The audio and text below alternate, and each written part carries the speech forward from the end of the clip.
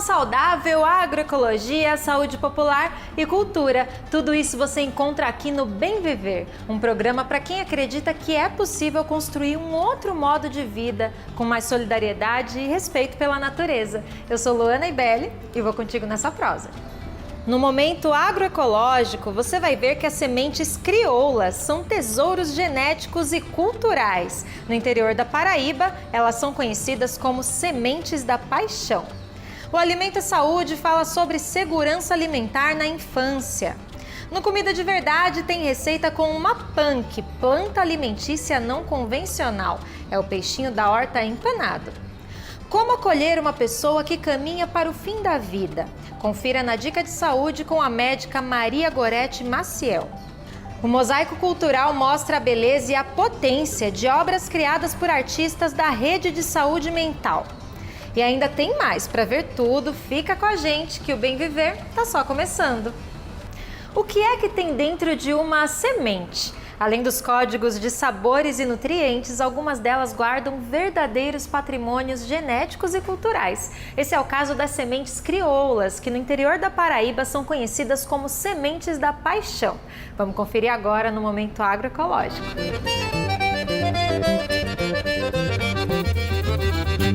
Conviver com o semiárido demanda diversas estratégias para plantar e ter acesso a uma alimentação saudável. Para as famílias agricultoras, a necessidade de compreender as características do clima, do enfrentamento das adversidades e do solo é ainda mais forte.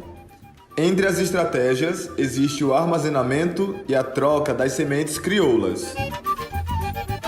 Quando a gente fala de semente crioula, a gente está falando de sementes tradicionais, ou seja, que remontam à própria história da agricultura, né? Toda a história de domesticação das espécies hoje cultivadas em todo o planeta e que elas são produtos de um processo de coevolução entre o ser humano e a natureza. Quem guarda e seleciona os grãos são chamados de guardiões de sementes. Eles fazem a coleta, armazenam e cuidam da multiplicação delas. E são nas casas de sementes comunitárias onde acontecem a troca e a conservação das sementes. É lá onde a ação dos guardiões e guardiãs ganha força para resistir às constantes ameaças à conservação e uso sustentável da agrobiodiversidade. Seu Eusébio Cavalcante coordena a rede de casas de sementes da paixão em Remígio, no semiárido da Paraíba, onde existem mais de 90 casas espalhadas. O banco de sementes comunitário, ele funciona da seguinte forma. A família, ela renova a semente do banco de semente todo ano, quando ela planta, né? Então, a família que necessita de uma semente, ela vai lá no banco comunitário de sementes e ela vai pegar emprestado uma quantidade de semente. E que lá, o banco de semente tem uma comissão, uma coordenação. A metodologia de doação e cuidado se propaga, como na Casa de Sementes Comunitária, que é organizada pela guardiã Terezinha Batista. Tá vendo aqui? Isso aqui é outro tipo de fava, tá vendo? São várias variedades, viu, meu filho? São várias. Esse é o banco, né, mãe? Aí esse aqui que a senhora organiza. é o banco, né, que eu tenho minha responsabilidade por eles, não pensando em mim, mas pensando no próximo, pensando no vizinho e pensando também nas pessoas que vieram me procurar. Daqui cada um tem a vez e voz de vir aqui no meu banco e sair, né, com a semente para plantar. No caso, se alguém agricultor estiver faltando. E é assim que se fortalecem na luta contra os alimentos poluídos de veneno. A música de seu Eusébio traduz bem o sentimento. É o guardião da vida, da semente e da paixão, protetor da natureza, saúde e alimentação. Resgata o saber nativo, seu ponto de libertação. Viva o agricultor, de geração em geração.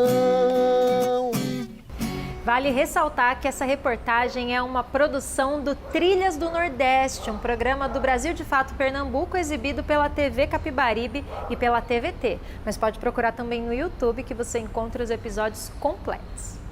Agora vamos para o Alimenta Saúde. Segurança alimentar é um direito de todas as pessoas. Essa segurança significa ter a garantia de uma alimentação saudável, acessível, de qualidade, em quantidade suficiente e de modo permanente. E tudo isso precisa ser pensado desde muito cedo, ainda na infância.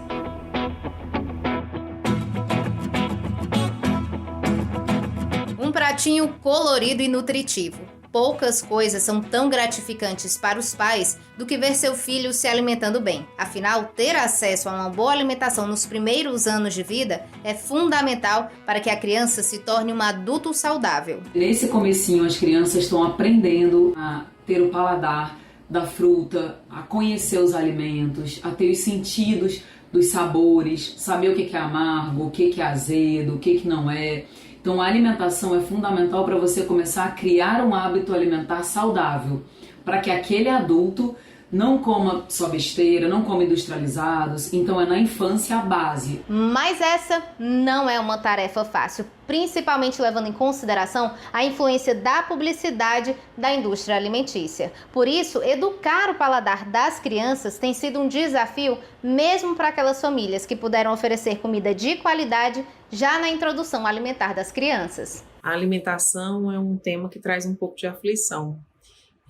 Eu tenho 3 filhos e eles têm gostos bem distintos.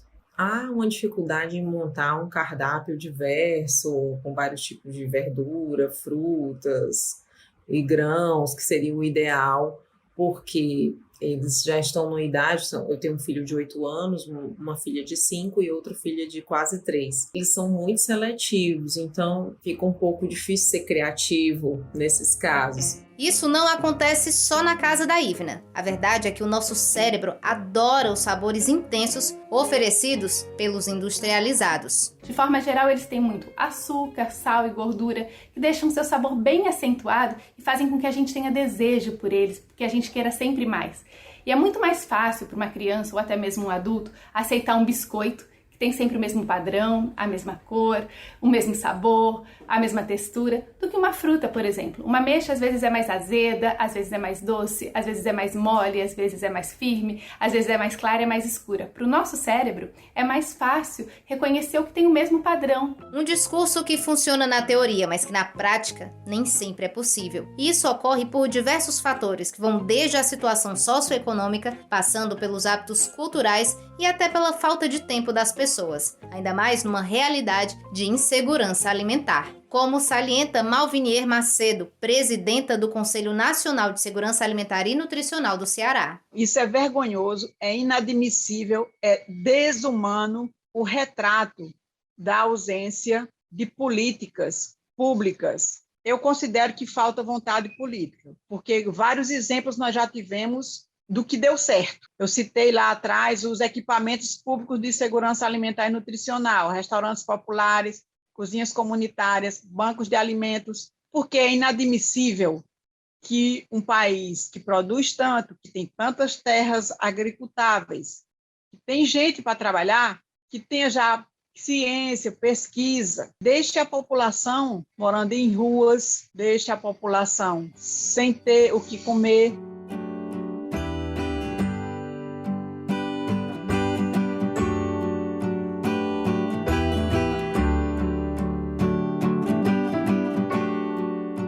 A gente continua falando de alimentação. Vamos aprender receita com a Letícia Massula no quadro Comida de Verdade.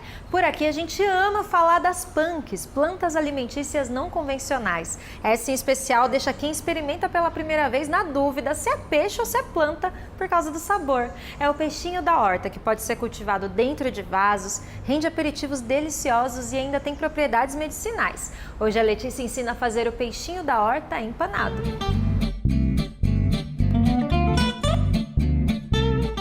Oi Luana, tudo bem? Olha só, a receita de hoje eu vou fazer com essa folha aqui, ó, super fofa. Ela é uma punk, uma planta alimentícia não convencional. Você já ouviu falar?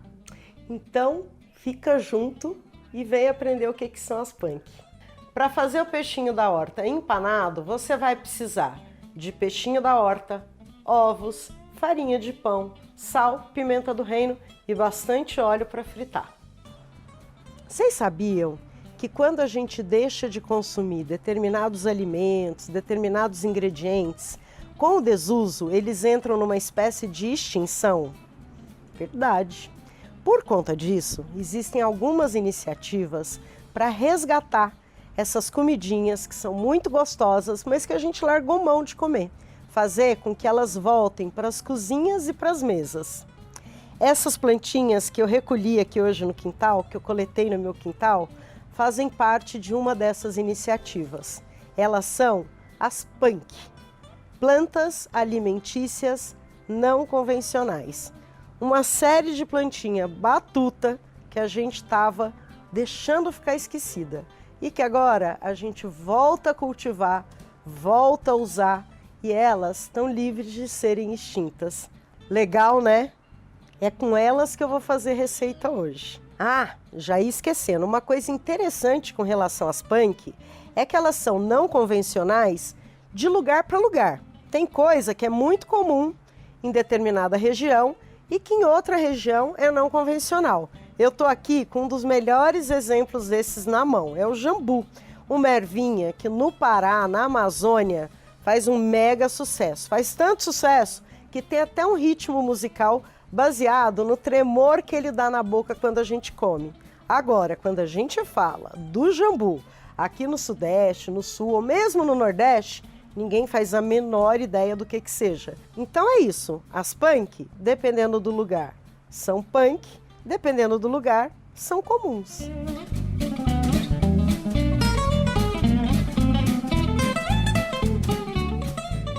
Essa folha aqui, ó, que parece uma sálvia grande e gorda, ou uma orelhinha de coelho, dependendo do ponto de vista, é chamado de peixinho da horta. A gente faz empanado e tem gosto de berinjela empanada.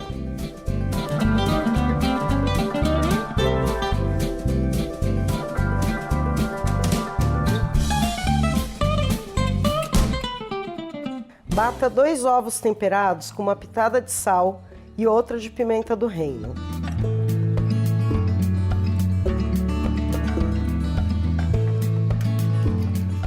Uma coisa que faz muita diferença nos empanadinhos é a gente temperar o ovo e a farinha antes de passar o ingrediente. Assim, a crostinha vai ficar temperadinha, salgadinha, cheia de sabor. O melhor pão para você fazer a farinha de pão, farinha de rosca, para empanar as coisas, é aquele pão italiano de fermentação lenta. Ele tem a massa mais enxuta e isso garante que a sua fritura fique mais crocante, sem encharcar. Se além da pimenta do reino, você quiser colocar um pouquinho de pimenta ardida seca em flocos aqui na farinha, pode colocar. Para fazer fritura por imersão, sempre bastante óleo para envolver todo o alimento que vai fritar. Isso garante a crocância no final. Passe os peixinhos pelos ovos, dá uma batidinha para escorrer o excesso, em seguida passa pela farinha de pão. Frita por imersão até dourar de todos os lados. O óleo tem que estar quente, mas não excessivamente. Escorre. Você pode servir puro ou com o molhinho que você preferir. Eu vou com um pouquinho de maionese de leite com pimenta. Já disse, tem gosto de berinjela. E aí, gostou de conhecer as PANC e o peixinho da horta?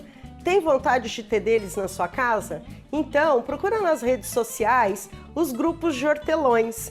Em geral, eles têm mudas para dar. E também procura aí na sua cidade, no seu bairro, pelas hortas urbanas. E, em geral, tem todas as PANC.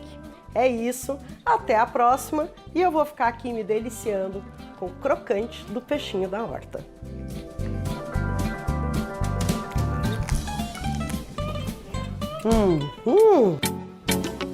Meu nome é Roberta Coimbra, eu sou assentada há 20 anos no município de Piratini, no Rio Grande do Sul, e contribuo no setor de produção do MST. Esse mês de março, nós estamos preparando uma festa linda, a festa da colheita do arroz orgânico do MST. Todos sabem que o MST é o maior produtor de arroz orgânico da América Latina.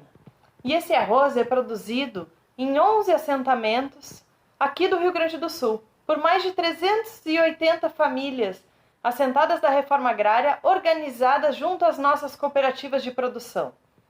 As nossas cooperativas, a nossa militância, nossos amigos e amigas, estamos todos envolvidos para organizar esse momento de partilha.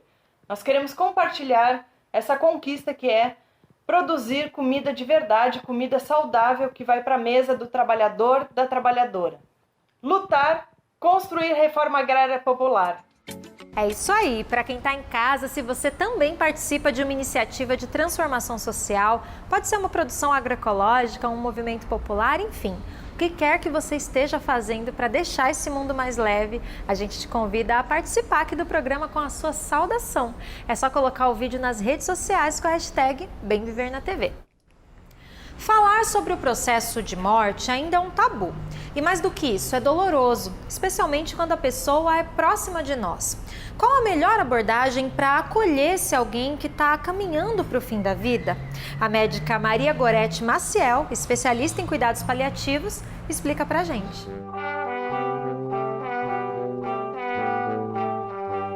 Eu sou Maria Gorete, eu sou médica de família e comunidade e trabalho há mais de 20 anos com cuidados paliativos, que é uma área da medicina muito delicada.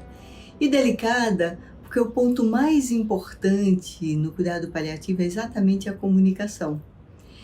E assim, eu acho que quem é adulto, pelo menos, já passou pelo menos uma vez, né, pela situação de conviver com alguém muito doente, com alguém até que estivesse muito próximo de ir embora dessa vida, né? Alguém pertinho da sua morte, vivendo o final de vida. E a gente sempre se pergunta, o que é que eu vou falar?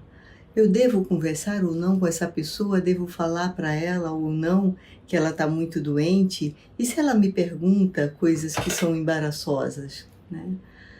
Eu acho que o que a gente pensa é que o mais importante é a gente ser, primeiro, verdadeiro, depois natural e depois respeitoso com a pessoa. O que não significa deixar de falar. A pessoa que está muito doente, muitas vezes ela quer conversar sobre sua doença. A pessoa que tá no fim da vida, está vivendo o final da vida, ela quer conversar um pouco sobre a sua própria vida e sobre a sua morte. O grande exercício é a gente aguentar essa conversa, né? A gente ser capaz de ouvir essa pessoa.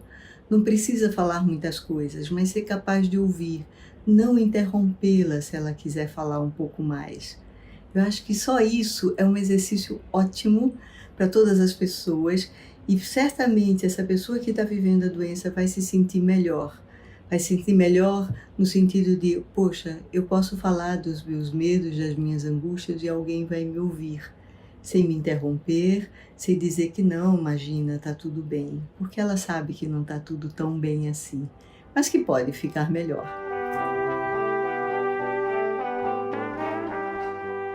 Agora vamos para o quadro de entrevista. Presta atenção nesse termo. Arquipélago carcerário assistencial. Esse é um conceito formulado pelo sociólogo Fábio Malarte depois de uma década de observação em locais como presídios e manicômios judiciários. O pesquisador constatou que existe uma mesma população de maioria negra e pobre circulando por espaços de confinamento e tratamento. A discussão foi reunida no livro Fim das Linhas, Circulações e Confinamentos pelos Subterrâneos de São Paulo.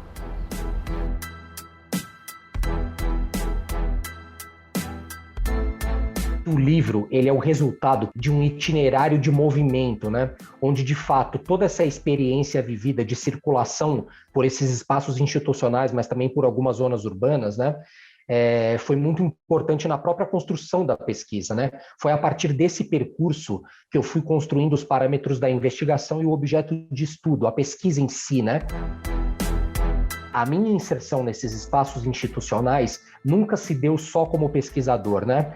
Como eu tentei mencionar aqui muito brevemente, nas unidades de internação para adolescentes da Fundação Casa, eu também atuava como professor.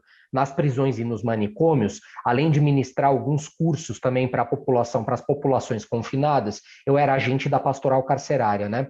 Nunca se tratou, portanto, só de fazer pesquisa, mas, simultaneamente, eu acho que esse é um ponto importante, de atuar e pesquisar nessas arenas políticas sensíveis, né? Cada um desses espaços que eu visitava me conduzia a um outro espaço ou me lembrava um espaço anterior pelo qual eu já tinha passado.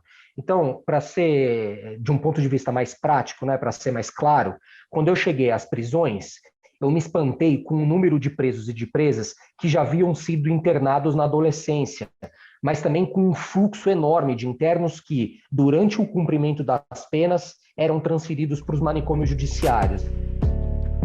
Portanto, o que me chamava a atenção, e esse é um ponto central do livro, é essa circulação de determinadas populações negras, pobres e residentes de zonas periféricas por uma multiplicidade de aparatos estatais, sejam eles destinados à punição e à repressão, sejam eles destinados à saúde e à assistência social.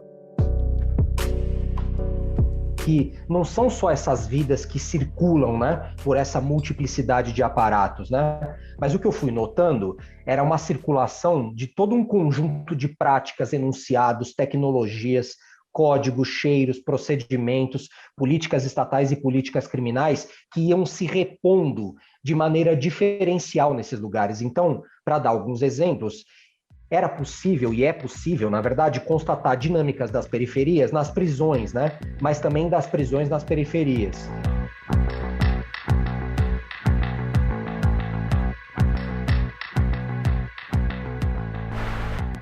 Tá na hora do nosso mosaico cultural. Qual a relação entre talento artístico e sofrimento psíquico? Não existe uma resposta exata para isso, mas é fato que a história humana está repleta de nomes que transformaram as próprias dores em obras preciosas. Van Gogh, Edvard Munch, Sylvia Plath, o nosso Bispo do Rosário e tantos outros. Ainda hoje, a arte é utilizada dentro da rede brasileira de saúde mental como um meio de tratamento e expressão de liberdade.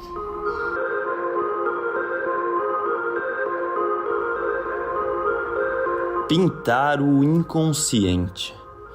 A vida de Edson tomou outro rumo quando o artista passou a criar a partir dos sonhos.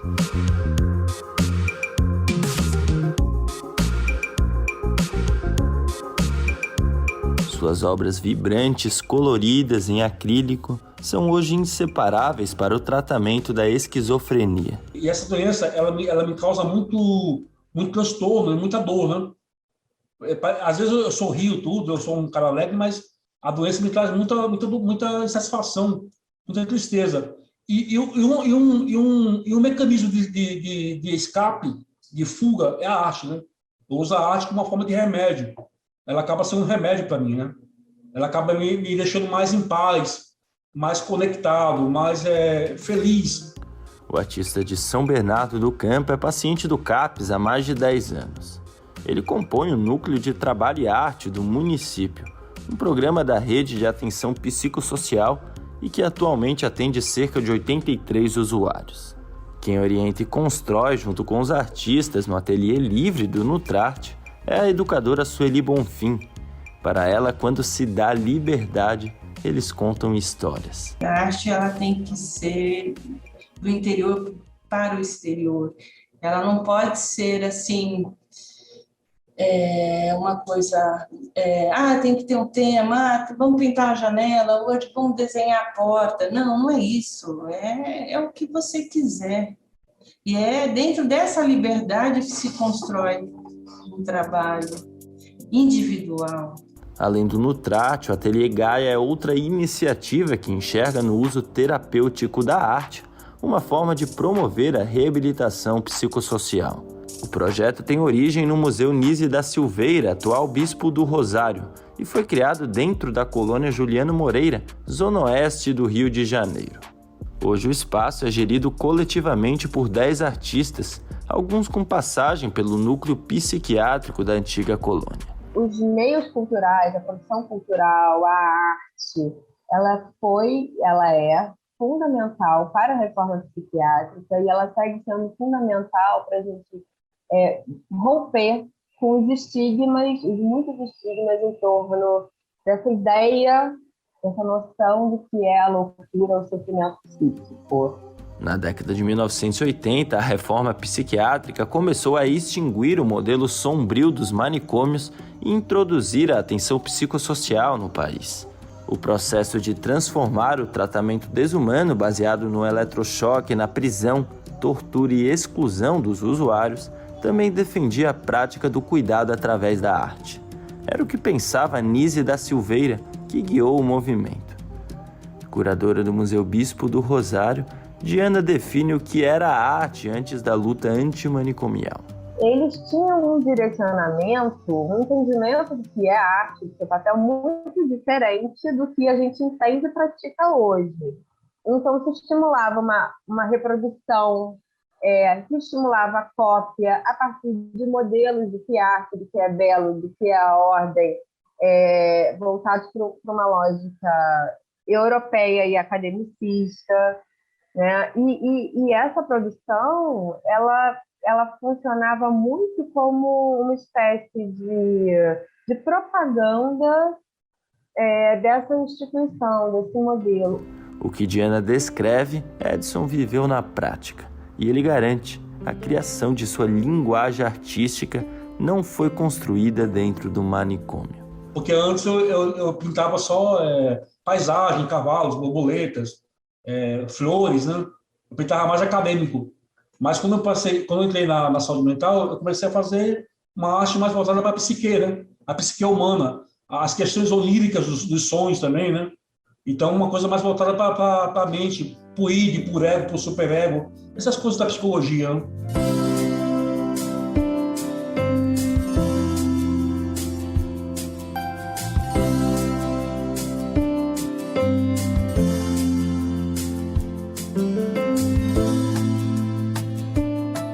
As obras que a gente viu na reportagem estão no projeto chamado Surto Criativo, uma plataforma que tem o objetivo de dar visibilidade e remunerar esses artistas. Alguns trabalhos viraram até estampa, como essa que eu estou vestindo, que é da artista baiana Maria Alice. Eu também sou paciente de saúde mental, então fico muito feliz de ver essa vivência materializada de um jeito tão lindo. Bom, o site para você conhecer e apoiar essa galera é surtocreativo.arte.br. E esse foi o Bem Viver na TV. Obrigada pela tua audiência. Semana que vem a gente volta com mais um episódio inédito. Enquanto isso, você pode ouvir a versão de rádio do Bem Viver de segunda a sexta pelo site radiobrasildefato.com.br. E se tiver sugestão de pauta ou algum outro recado, pode escrever pra gente no e-mail programa bemviver@cpmedias.org.br. Eu fico por aqui. Um beijo pra você e até semana que vem. Tchau!